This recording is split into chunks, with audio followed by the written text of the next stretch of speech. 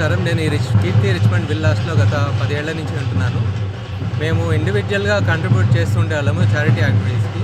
అట్లాంటిది మాకు వచ్చిన ఆలోచన ప్రకారంతో దీన్ని ఒక సంస్థలాగా చేస్తే ఎక్కువ మందికి మేము సహాయపడగలుగుతామనేసి అనుకుని ఆ విధంగా ఒక ఆర్వి దియా చారిటబుల్ ట్రస్ట్ అనే ఆర్గనైజేషన్ని మేము స్థాపించాము. ఆ ట్రస్ట్లో మేమందరం మెంబర్స్ కలిసి ప్రతి ఏడు వినాయక చవితి ఎప్పుడు లడ్డు ఆక్షన్ అనేది ఒక ప్రక్రియగా పెట్టి దాని నుంచి వచ్చే ఫండ్ని మేము ఈ చారిటబుల్ యాక్టివిటీస్కి వాడుతున్నాము. ఇది 9వ సంవత్సరము. లాస్ట్ ఇయర్ 1,25 లక్షలు వచ్చింది. ఈసారి 1,87 లక్షలు పాడింది. ఇందులో 4 గ్రూపులుగా ఏర్పడతాం మేము మెంబర్స్ అందరము, 25 మంది 30 మంది చొప్పున. అలా ఏర్పడిన మెంబర్స్ అందరూ కలిసి ఒక గ్రూప్ నుంచి బిడ్డింగ్ చేస్తాము. ఆ బిడ్డింగ్లో ఓవరాల్గా కలెక్ట్ అయిన అమౌంట్ లాస్ట్ 1,87 లక్షలు.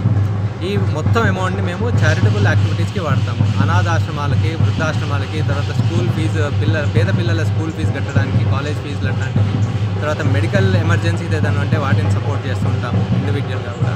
కొన్ని సంస్థలు వాళ్ళకి కావాల్సినవి ప్రత్యేకమైన ఎక్విప్మెంట్ కానివ్వండి, లేకపోతే ఏదన్నా ఐటమ్స్ కావాలని అడుగుతారు. అట్లాంటి వాటికి కూడా మేము వాళ్ళకి ఇండివిజువల్గా వాళ్ళు అడిగిన దాని ప్రకారము సపోర్ట్ చేస్తున్నాము.